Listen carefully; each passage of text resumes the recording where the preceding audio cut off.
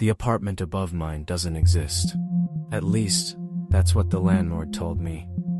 I remember the first night I heard them. I was lying in bed, scrolling through my phone, when the sound cut through the silence. Footsteps. Slow, heavy, deliberate. I froze. The sound was unmistakable. Someone was walking directly above me. When I first moved in, the apartment seemed perfect. I'd been searching for months. Every place was either too expensive, too small, or in a terrible neighborhood. But this one was different. The rent was suspiciously cheap, almost half what I'd been seeing everywhere else, but the landlord had an explanation. "You're on the top floor," he said, smiling. "No neighbors above you, no noise, just peace and quiet." He even showed me the floor plan, a faded, laminated sheet with coffee stains on the edges. 3 floors, ground, second, third, and then nothing, just the roof. The apartment itself was beautiful. Hardwood floors, big windows, freshly painted walls. Everything smelled new. I signed the lease that afternoon. For the first 2 nights, everything was fine.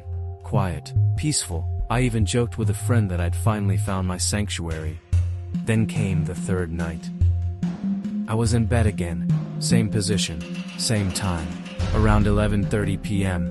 That's when I heard them, the footsteps. They started at one end of the ceiling and moved slowly across, all the way to the other side, then silence.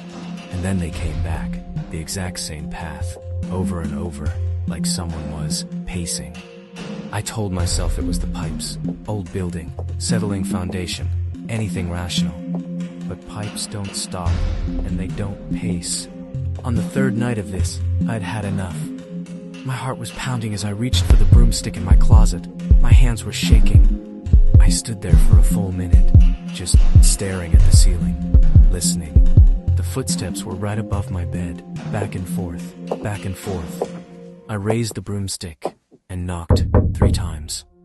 The footsteps stopped immediately, not gradually, not slowly, just stopped.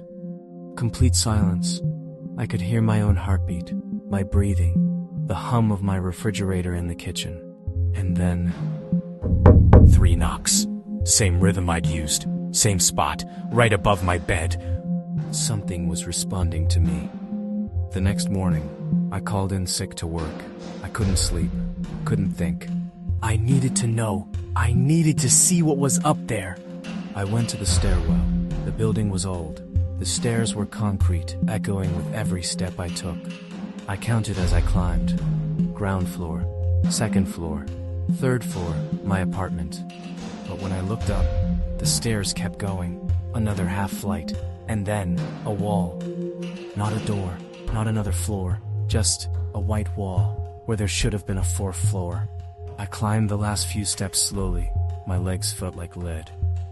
I pressed my hand against the wall. It was cold, smooth, and when I knocked on it, it sounded hollow, like there was space behind it. Empty space, or not so empty. I ran back down to my apartment and called the landlord. My voice was shaking. He picked up on the first ring. Too fast, like he'd been waiting. "I need you to come here, now.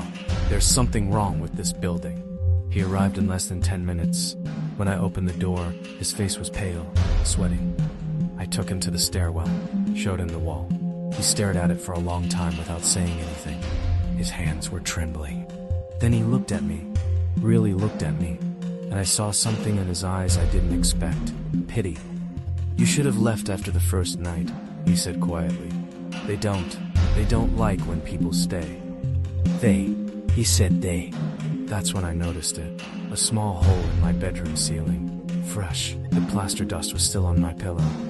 Someone had been watching me sleep. The landlord left without another word.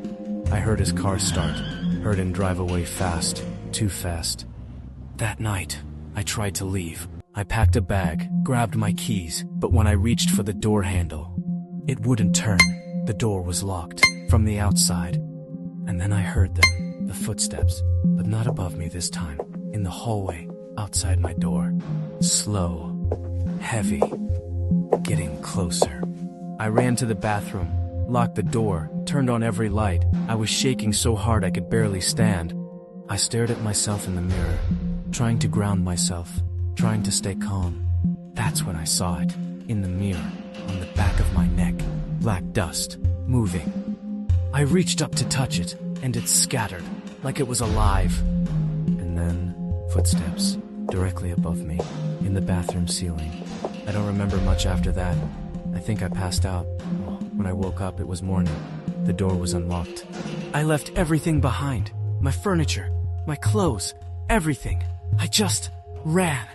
Now I live on the top floor of a different building. I checked, triple checked. There's nothing above me but the roof. But every night, I still hear footsteps above me.